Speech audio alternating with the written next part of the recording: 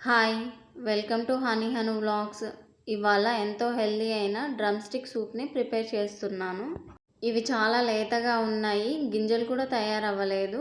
Curry చేస్తే అంత taste ఏమి అనిపించదు. డ్రమ్ స్టిక్‌ని మీడియం సైజులో పీసెస్‌లా కట్ చేసుకొని ఒకసారి క్లీన్ చేసుకున్నాను. ఇందులోనే టేస్ట్‌కి సరిపడా సాల్ట్, హాఫ్ గ్లాస్ వాటర్ పోసుకొని 5 మినిట్స్ పాటు మీడియం ఫ్లేమ్లో ఉడికించుకోవాలి.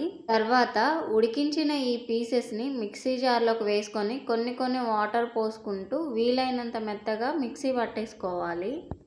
ఒకసారి వడపోసుకొని వేస్ట్ని, జ్యూస్ని రెండింటిని సపరేట్ చేసుకుంటున్నాను. స్టవ్ మీద కళాయి పెట్టుకొని 1 టీ స్పూన్ ఆయిల్ అయితే వేసుకుంటున్నాను.